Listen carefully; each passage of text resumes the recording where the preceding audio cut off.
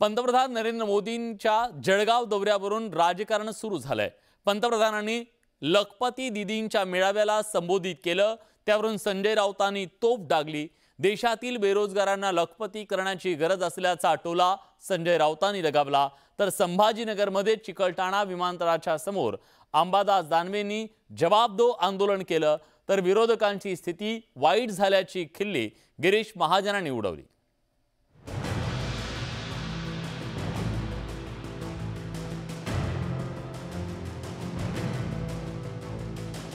पंतप्रधान नरेंद्र मोदी यांनी जळगावात लाखोंच्या संख्येने उपस्थित असलेल्या महिलांना मार्गदर्शन केलं। आगामी विधानसभा निवडणुकांच्या प्रचाराचं रणशिंग या निमित्तानं फुंकण्यात आलं। राज्यात मुख्यमंत्री लाडकी बहीण योजनेच्या माध्यमातून महिलांच्या खात्यात पैसे यायला सुरुवात झाली आहे। तर लखपती दीदीच्या मेळाव्यात पंतप्रधान नरेंद्र मोदी यांनी देशात 3 कोटी महिलांना लखपती दीदी करणार असल्याची घोषणा केली। 10 साल में ये आंकड़ा भी बहुत बड़ा है। 10 साल में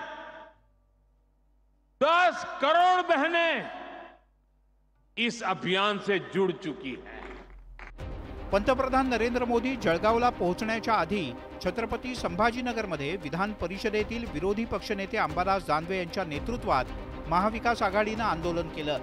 काळे कपडे परिधान करून मोदीजी जवाब दो अशी पोस्टर झळकवण्यात आली। देशात महिला आणि मुली सुरक्षित नसल्याचा आरोप यावेळी करण्यात आला। महिलांवर अत्याचार होत असताना सत्ताधारी कार्यक्रमात मग्न आहेत अशी टीका अंबादास दानवे यांनी केली आहे। महिलांना संरक्षण देण्यासाठी आम्ही लढा देतोय।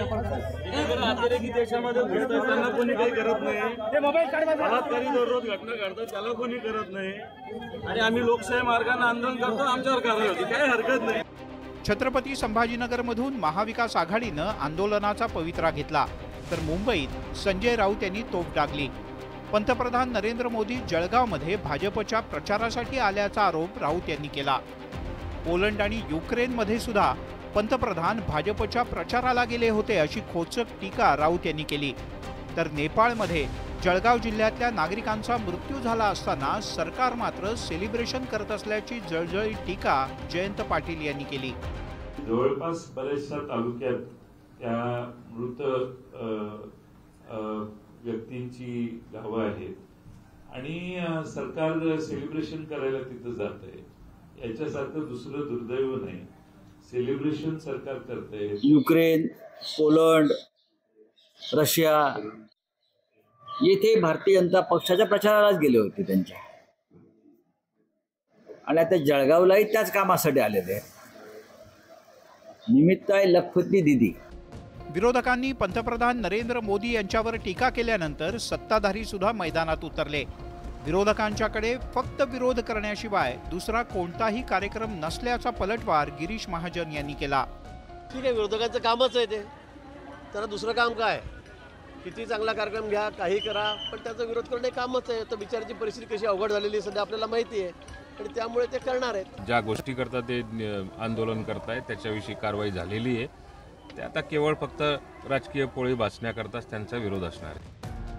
विधानसभा निवडणूक तोंडावर आली आहे, त्यामुळे सत्ताधारी आणि विरोधक एकमेकांवर टीका करण्याची संधी सोडत नाहीत। कोणताही कार्यक्रम असला तरी त्याला राजकारणाच्या चष्म्यातून बघितलं जातंय। आता सत्ताधारी आणि विरोधकांच्या या सर्व राजकीय गणितांचा हिशेब मतदार कसा करतात हे निकालानंतरच स्पष्ट होईल। Bureau report, news 18 Lokmat.